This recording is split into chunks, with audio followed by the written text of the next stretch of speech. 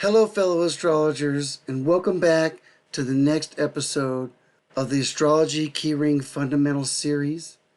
In this episode, D7, we're going to be talking about Jupiter the Sage.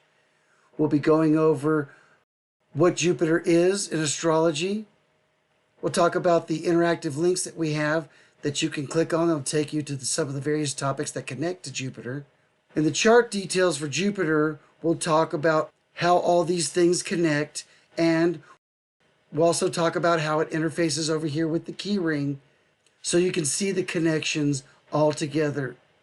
And then when we're done, we'll come back and go over these keywords. Jupiter is the planet of growth, wisdom, and opportunity.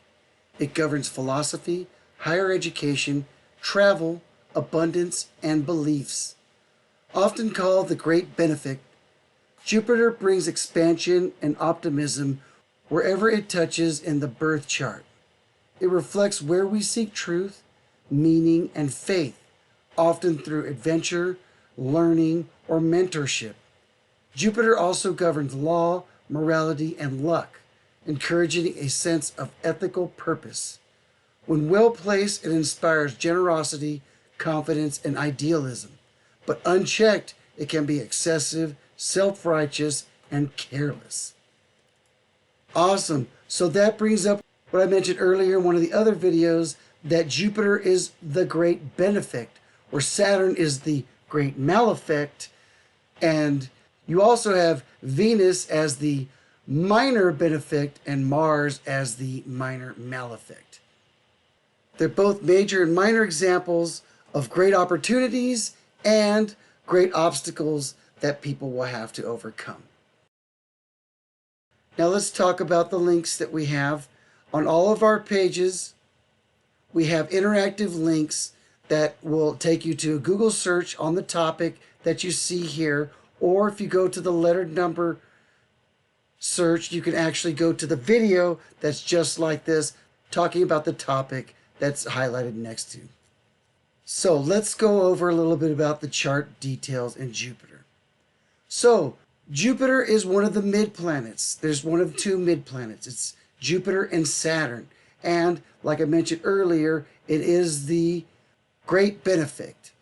It talks a lot about positivity and opportunity and higher expansion, philosophy, and a number of things dealing with spirituality and long-distance travel. The ruling sign of Jupiter is Sagittarius. Before Neptune was found, Pisces also used to be one of the co-rulers of Jupiter. But now that it's with Neptune, as you can see here, we put it in gray. Now that's with Neptune, it's no longer Jupiter, but there's still old connections to it. And as you can see here, we have it highlighted in the 9th house with Jupiter ruling the fire mutable in Sagittarius. And here's the old ruler here, where it has Pisces, the 12th house, says Neptune, and Jupiter, the water mutable. Both signs represent free-spiritedness and higher spiritual ideas. So it makes sense that this once was the ruling planet for Pisces before we found Neptune. Now I'd like to bring it back over here because I don't want to forget about the dignities. Dignities bring up the fact that we have rulers and exaltations that are advantageous, and we have detriment and fall signs that these planets can be in that can create adverse situations. In this situation, the exalted position for Jupiter is Cancer. Cancer is wondrous, and it does a lot about idealizing how to expand its inner self. But then when we go over here to the detriment is always the polar opposite of the ruler. In this case, it's Gemini. Gemini is more microcosmic and not macrocosmic like Jupiter. Gemini looks for more the intellectual side of things and not so much the spiritual side. And Capricorn also. Capricorn sometimes can be a little bit of a party pooper, and it's actually the ruler of the major malefic. So in this situation, Capricorn can be very restrictive. It's also kind of like a dad sign as well. And the exalted position of Mars. So naturally, it could have a little bit of problem as the fall of Jupiter giving some sort of adversity. Doesn't mean doesn't mean you're gonna have terrible life or big problems or never have any kind of luck or beneficial things. It just means that you have a higher challenges to try to come to these things. Again, some people who just have a ruler in Sagittarius in that sign may just fall into things and never really appreciate it and become lazy and just pass up their opportunities. Where the Capricorn went out there and applied themselves to overcome. Let's go back here and look at those keywords. Now, as per always, we like to keep a balanced approach. We like to have general traits, positive traits, and negative traits, so you can see both sides. And you may see some recurring ones because they may share some other qualities with some of these other signs that they're connected with. But let's go over those real quick.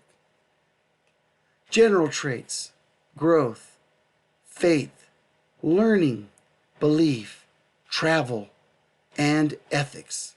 Positive traits: generosity, optimistic, wise, inspirational, lucky, open-minded, and philosophical. Negative traits: excessive, overconfident, preachy, irresponsible, indulgent, and judgmental. Those are some great keywords for Jupiter. And it really hits the nail on the head as to what Jupiter is like. And I think that pretty much sums up D7 Jupiter, the Sage. We've given a pretty good foundation of how Jupiter works in astrology. Later on, we'll get more into how it gets flavored with the different signs when we start doing some basic birth charts. We'll talk about it when we do those. So, please stay tuned for our next video. The next video will be going in D8, Saturn, the Architect.